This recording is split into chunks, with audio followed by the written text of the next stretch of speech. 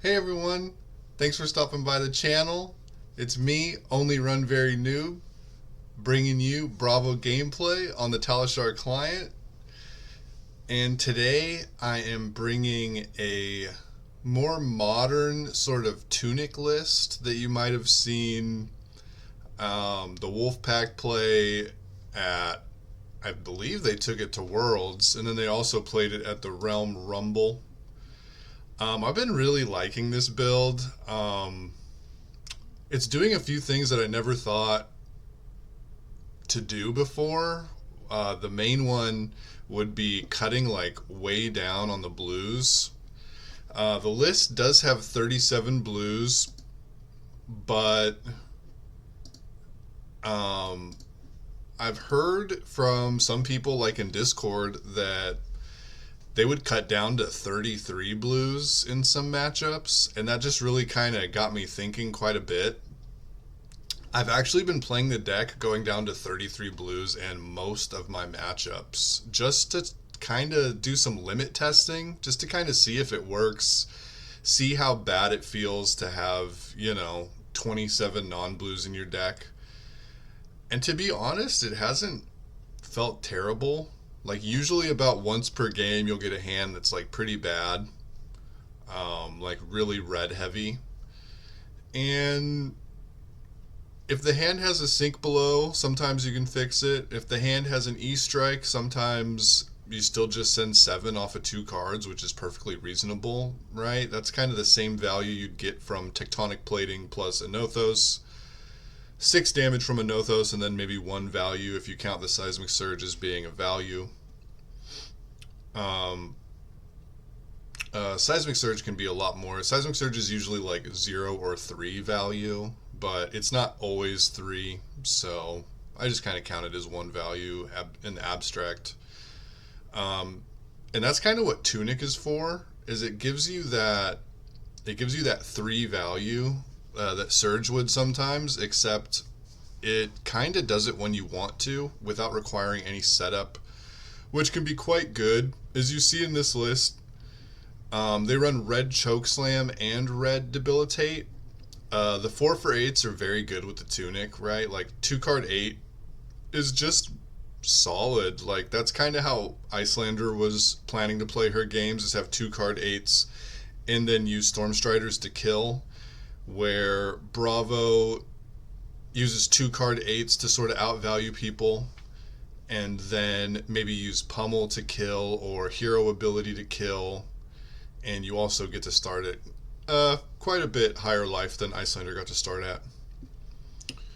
So today we're playing against Boltyn. I've gotten a lot of questions in Discord about how to beat this matchup specifically, and um,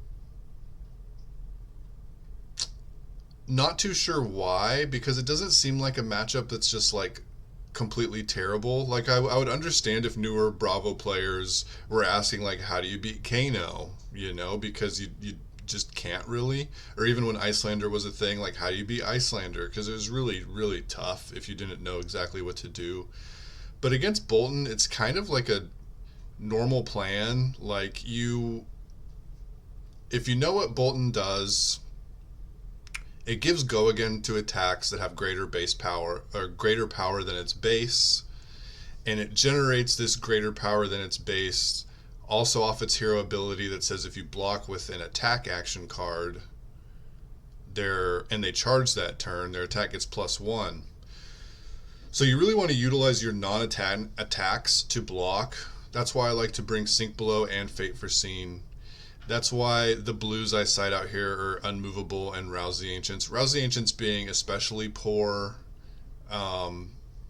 is essentially being a 1 block because it's a 2 block attack action, right? I do keep 1 Rouse the Ancients in just because I don't want to go down to 32 blues. I just cut out 4 to go down to 33. And Unmovable, even though it's not an attack action, it's kind of like a 2 block that requires a blue to turn on, right? Because if it's from hand, it blocks for 5. And usually the blue you're pitching is going to be a 3 block, unless it's literally your 1 Rouse the Ancients. And also, Boltyn isn't really attacking you for 5 that often, so it's also just like not getting its full value generally. You don't want to put it in arsenal to get the bonus. So it's if you're trying to side low on blues, I would recommend siding out Unmovable and Rouse. So we want to utilize our Sync Blows, our Fate for Scenes, even things like Terra Sunder, because in this matchup I'm also currently testing Titan Fist and Buckler. This is really sort of me assuming they're going to go Raiden, because if I thought there was a chance that they go Saber combo, I'd really want to have a Nothos, just to do more damage with stuff like my go again attacks, although I'm not even just bringing in my go again attacks into Boltyn Blind, because I feel like 9 times out of 10 they're going to be on Raiden. I think that's what the general consensus is for Boltyn players into Bravo, is to play Raiden. So yeah, this build is sort of interesting. It is the exact same list that Michael Fang played. It's slightly different than Hamilton's list. You won't see yellow disable, and I'm not sure what else you won't see, but Michael Fang had some Kano respect with AB3. I do not think AB3 is going to be beating good Kanos, but if Kano is a good choice for the meta, you might see more people pick up Kano. And I think AB3 is certainly going to help you tremendously against sort of the new Kano players, or the Kano players that aren't quite as experienced. But other than that, the list is pretty standard. We see Warmonger's Diplomacy make a return. Maybe that's because Azalea is a bigger deal now. But I feel like that's the only matchup it's really good in. I do keep it in here because it is a 3 block that's not an attack, so we can block without turning on their hero. We're really going to try to pummel attacks. We're really going to try to resolve Crippling Crushes and Starstrucks off of a Tunic counter and 2 blues. And if we ever get to keep big hands, we're going to try to dominate stuff. It's pretty hard to get dominated stuff through against Boltyn. They have a lot of armor, they have Soul Shield, and they usually bring Sync Blow as well. Without further ado, let's get right into the game. We lost the die roll, so we're going second. I would want to go first in this matchup just to prevent them from getting a soul for free. Usually in aggro matchups you want to go second, but against the aggro matchups that can generate free value turn 1, I tend to want to just go first and deny them that free value. Mainly Boltyn and Viscerai. They attack us with Beaming Bravado, and I'm just going to Fate for Scene. They could give this go again if they wanted to, but they usually don't, because they want to build up their soul for later. So I'm just going to use the Fate for Scene to try to dig for a threat. We have a Terra Sunder, but with Titan Fist it's just not going to be that effective. They have Iron Song Versus and Warband of Bologna to sort of stop 5 Dominate quite easily.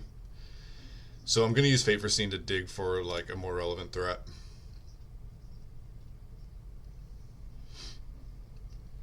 We bottomed a Showtime and we drew into a red Chokeslam, which is not the greatest threat, but it is a threat for sure. Now the decision is, what card do we want in Arsenal, because we're going to just dominate the Chokeslam off 2 blues.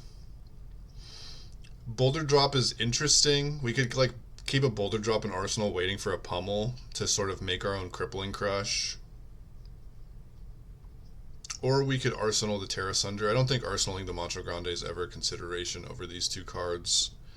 And I think I want to Arsenal Terra Sunder, because Terra Sunder is a threat that they have to give us armor for, or a defense react from Arsenal for, or I guess like a Soul Shield from hand would cover it up as well. Where the Boulder Drop on its own, we might be waiting for a pummel for like quite a while. And pummel, like Boulder Drop isn't the only card we want to pummel. Like we could pummel any attack and be happy about it. Don't really want to be pummeling Titan Fist, that's pretty poor. But any attack we pummel is going to be a lot of damage and a discard effect, so we don't really need to save the Boulder Drop bleeding for pummel. So I do think I'm going to dominate Chokeslam and Arsenal the Terra Sunder. Tear Asunder and Arsenal is not great, though, for the reasons I said before, but I think it slightly edges out the Boulder Drop. Maybe there's an argument that the Boulder Drop is slightly worse in Arsenal, but getting the Tear Asunder in our pitch stack sooner is better. For the end game, we have a card that can block that's not an attack. But I think that might be getting a little ahead of ourselves. We don't really want to be going to second cycle. They block with a card from hand and Sink Below from Arsenal, so I think that's not bad for us. Getting Sink Below out of the way on a card like Choke Slam instead of a card like Crippling Crush, definitely good for us. They just send an E-Strike with buffed power. Now, an interesting thing about Boltyn with E-Strike is Boltyn's attack reaction says remove a card from Soul and give an attack with greater power than its base go again, which they can use on Enlightened Strike +2. I don't believe they will, though, because they can't follow up with a Raiden because, of course, they didn't charge this turn, and Raiden requires them charge for it to gain any power. So what can we do this turn? We can only play the red Debilitate if we keep 2 blues, since our Tunic will only be on 2 next turn.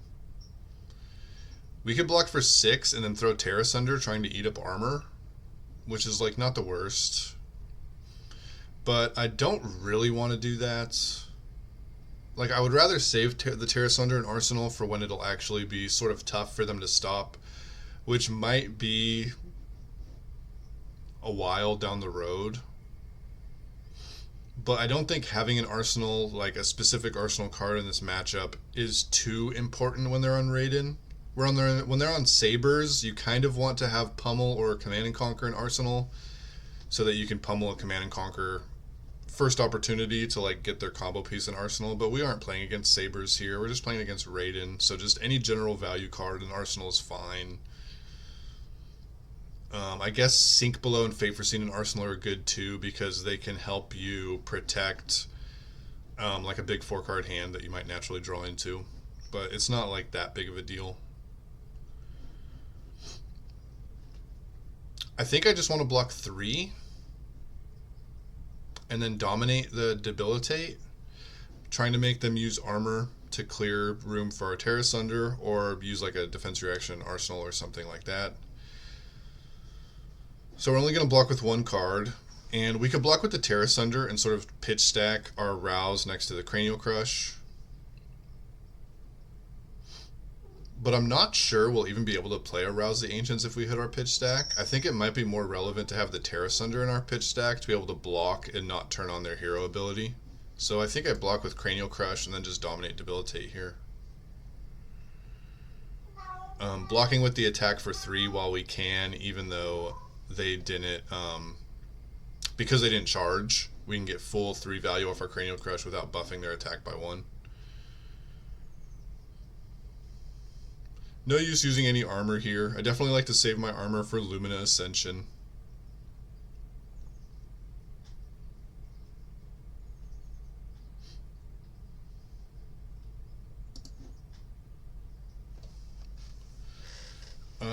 Their best card in their deck's Lumina Ascension. A lot of times that's how they can like outvalue you. They can build up a big soul, and it's sort of like a 1-card 7, because it deals an additional damage on a Raiden. It gives you a completely new Raiden swing for 4, so that's 5. And then if they gain 2 life off of the on hits, that's 7 value for 1 card, which is clearly insane. And I definitely like to use armor to try to stop those on hits, because a lot of times you won't have non-attacks you can block with, and even if you do, they'll only block 3, not 4, which is what you need to cover up the sword.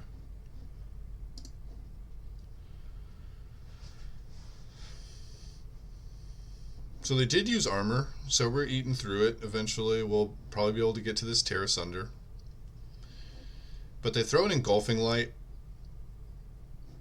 and if we use Sink Below to block this, they actually can't give it go again. So we sort of IP to them here. which would be fairly strong. We're going to have tunic counter on 3, so we could even sink below a Command and Conquer into a lot of good cards.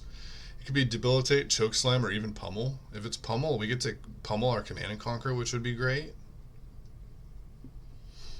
Assuming that they don't use Snapdragons on this and continue their turn.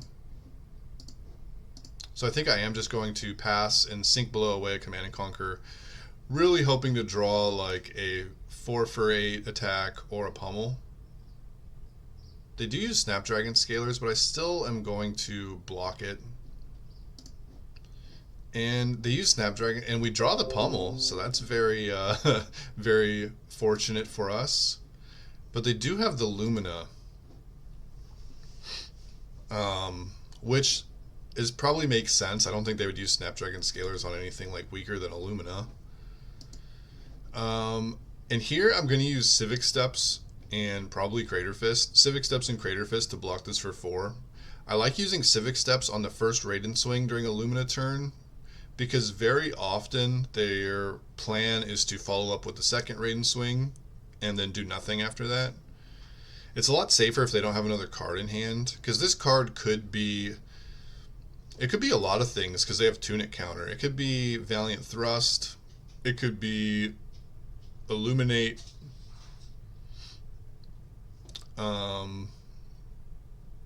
Maybe those are the only 2 great cards. Like, it could be like a Take Flight or something that they want to throw after it, but they could just Take Flight beforehand if they wanted to, because it already has Natural Go again.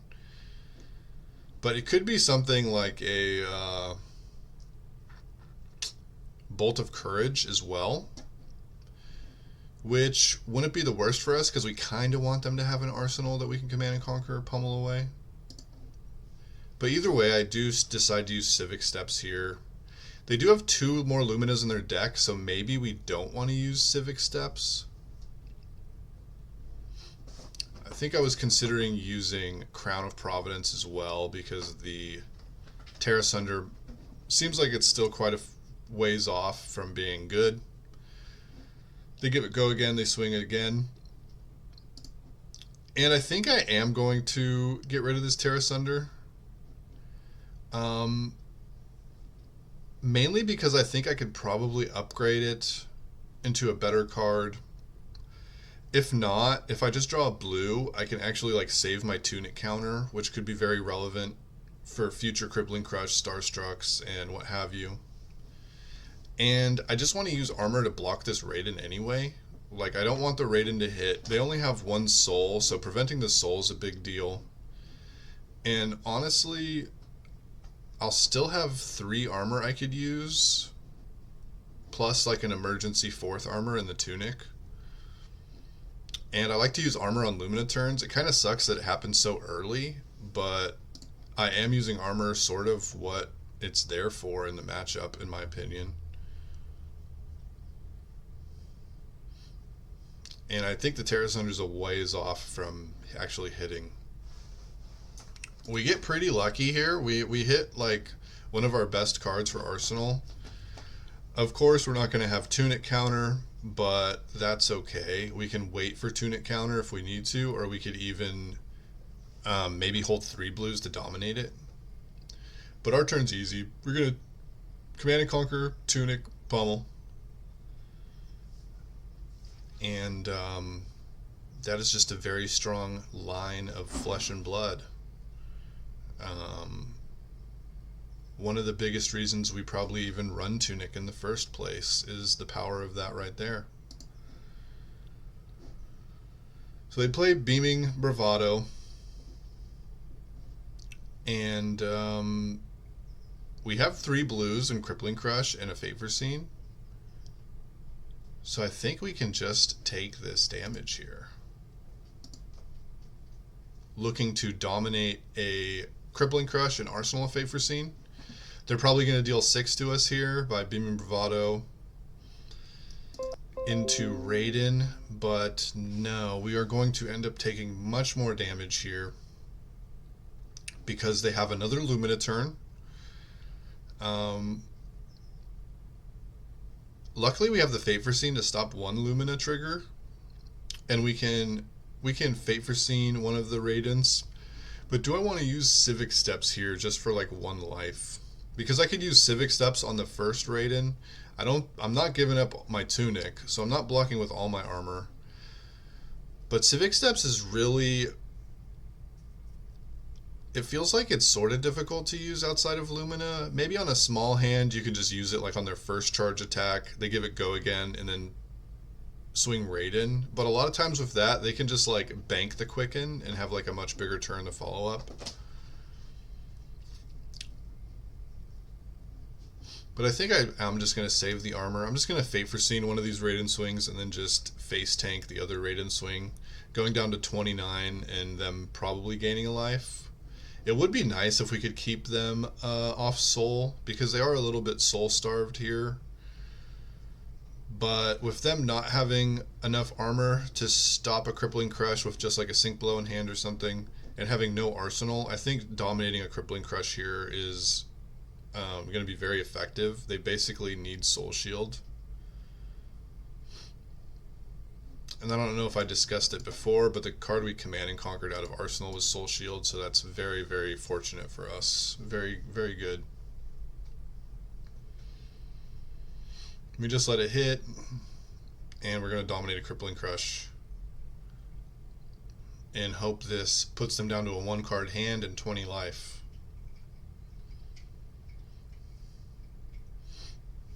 And also hope that our follow-up does something better than Hammer for 4.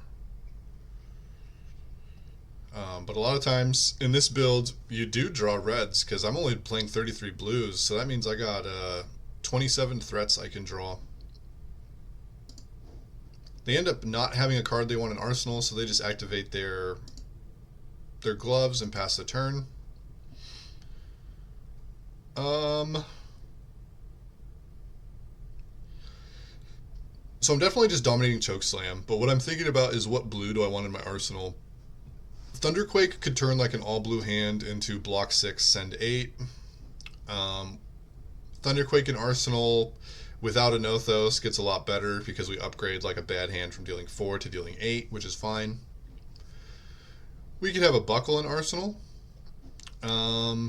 Maybe looking to buckle away like an Iron Song versus. But again, it's only going to be 5 dominate, so if they don't want to lose their verses, they could just block with Warband of Bellana, so I'm not like in love with that. Disable, little bit less power than Thunderquake, but actually has a relevant effect. And the fact that it costs 1 less is actually interesting.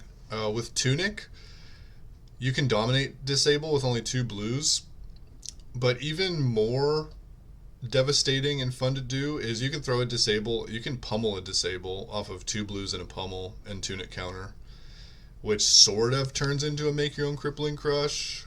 It's like 11 damage, destroy Arsenal, they discard a card from hand. So it's still 11 damage and they lose 2 cards, but they do require an Arsenal.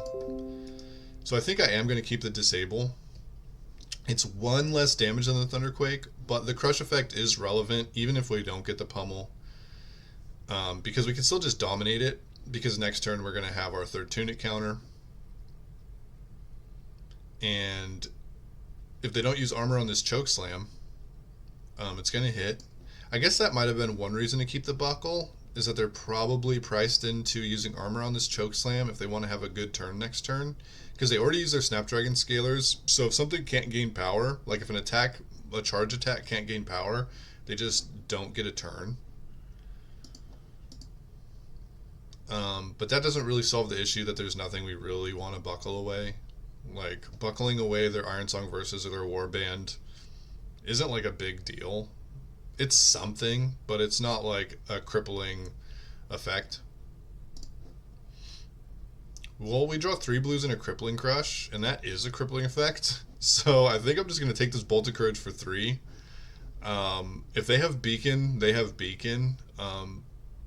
There was no way we were going to stop that anyway. Like, even if we blocked all 3 of our armor and they had Beacon, they could still look for Illumina. But even worse, if it's not Beacon and we block with all 3 of our armor, they get a Quicken token. They probably won't be able to use it because we're going to Crippling Crush them, but still, it's something that they have for later. And we don't really care about this on-hit effect because they already have a card for Arsenal. Maybe it's like a really bad card they don't want in Arsenal, but let's see what they charged, because that would tell us a little something, wouldn't it? They charge Illuminate, so it's almost no chance that it's a bad card they don't want in Arsenal, right? Otherwise they would have just charged that and kept the Illuminate for Arsenal. So definitely have the life to just take 3 here. Don't care about them drawing a card. The only thing we're scared of there is Beacon, and they don't have it. So we get to dominate a Crippling Crush here and save our Tunic counter.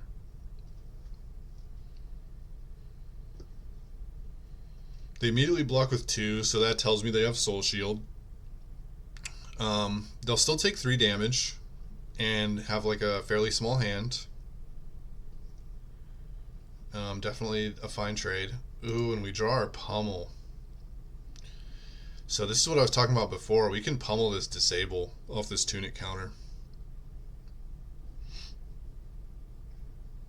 And just block Bolt of Courage with Warmonger's Diplomacy, just to save some life. We don't really care about the on-hit effect because they already have a card for Arsenal, but, you know, we're not going to be able to use that card anyway. Maybe taking 3 to just dominate this is, like, fine.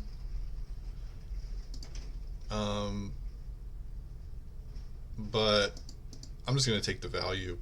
Dominate doesn't actually generate any additional value unless they severely overblock this Disable, expecting a pummel here. But the Tunic kind of disguises the pummel, right? Because they don't know if you want to save the Tunic counter for like a card you're going to Arsenal. So it's really hard for them to actually put you exactly on pummel here. And we do get to pummel them, getting both cards and getting like an incredibly big life advantage, which I believe will just be enough. Like, I think this game will be very hard for us to lose at this point. They send an Engulfing Light, charging a Banneret that gives them a Courage. We could block this with Imposing Visage and then just, like, throw a Chokeslam. But stopping this on-hit isn't really helping too much. They have a ton of soul. I don't think there's a huge difference between 5 and 6 soul. So maybe just keeping my whole hand and throwing a Starstruck without Dominate is better, because it's going to force them to block with like 3 cards. And we're going to end up taking 6 here. Oh, he doesn't even, oh, he can't give Go again because it didn't have additional power, so we only take 3 there. Yeah, that's even better. And then we just send Starstruck. They have to block with 3 cards, and hopefully we get to just keep drawing stuff that makes them block here. Well, here is that one hand I was telling you about. When you run 33 blues, you're probably expecting a hand like this at some point. Fortunately for us, I think we're like so far ahead that it's not going to be super impactful. They're definitely going to get another turn, when if we would have drawn like 1 blue here, they wouldn't have gotten another turn, basically. But here we're just going to hammer for 4 and Arsenal Sink Below. Keep a Spinal Crush in hand.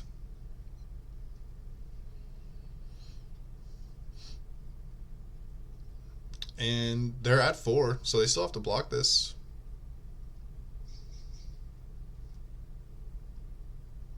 A little bit of an ugly hand, but that's kind of the price you pay. Have you seen this game? We've just had like threat after threat after threat after threat. We really haven't had any hands that were just awful. And that's kind of the power of playing 27 non-blues, is a lot of the games Bravo wins isn't because he dominates a Crippling Crush. It's because he gets to dominate a Crippling Crush into something else. Or like pummel a Command and Conquer into something else. Like one punch isn't hitting him, isn't winning the game. You really are trying to win the game off like a 1-2 punch. And the improved threat density really, really helps with that. Even if it does cost you some resource issues. So they send a Bolt of Courage. It gets pumped up from the Courage token, so we can't just like stop their turn. But we do have the defense reaction arsenal that we are going to use on it.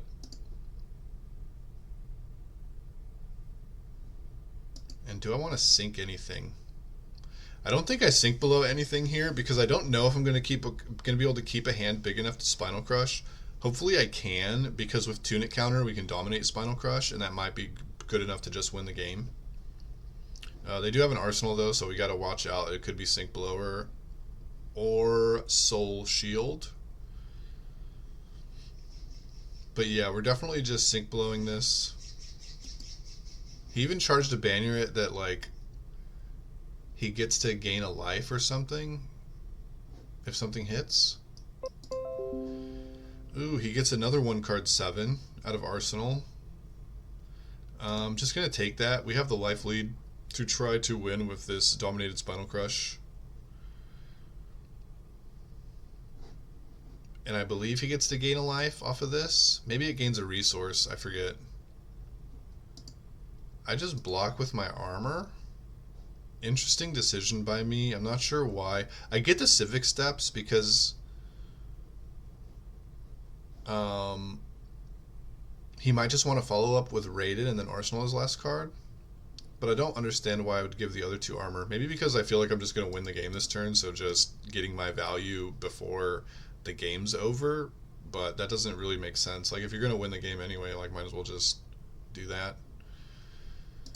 Because the Quicken really does incentivize him to play this if it's an attack. And then if he plays this because it's an attack, that means he has no arsenal, and that means Dominated Spinal Crush is just going to win.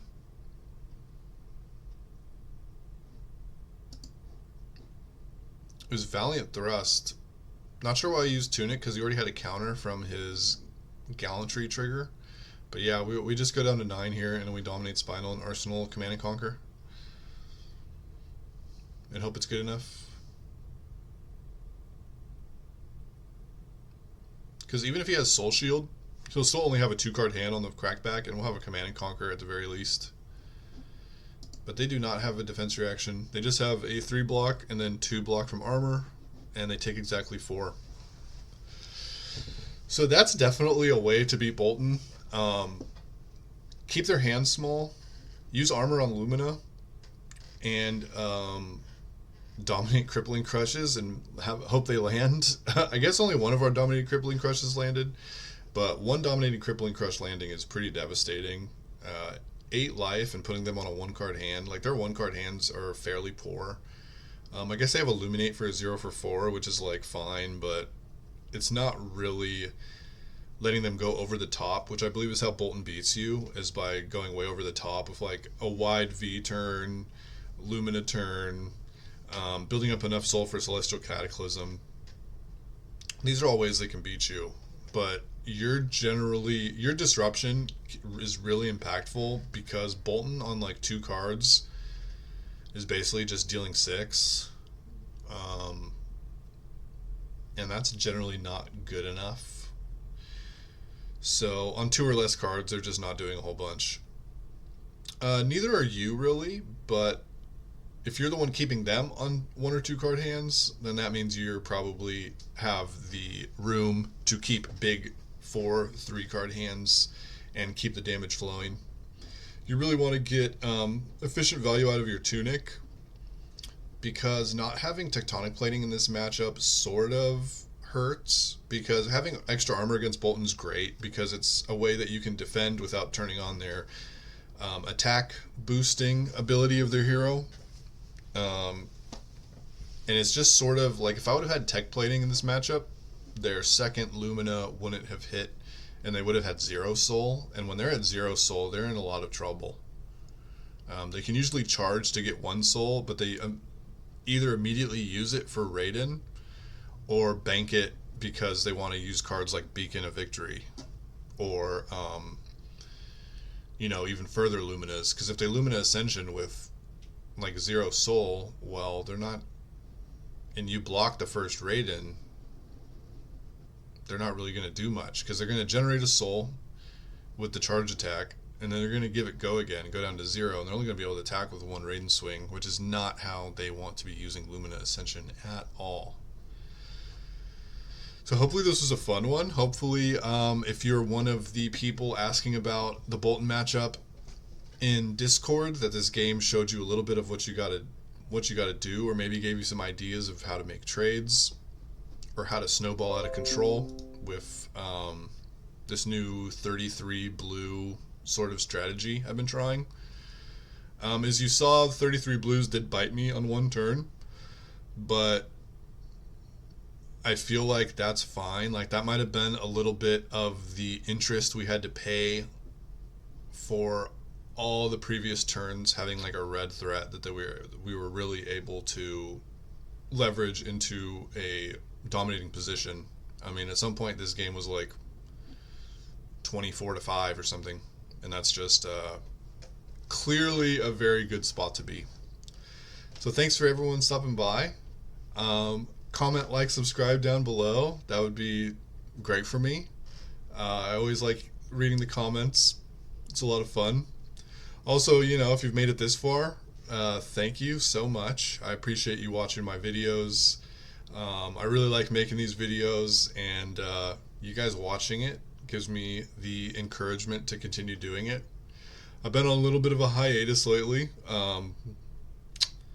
I had a new job and it was taking a lot out of me, but starting next week, I will not be having that job anymore, and hopefully I can bring you guys a lot of videos over this Christmas sort of holiday break, and I definitely look forward to that. So again, thanks for stopping by, and I'll catch you next time.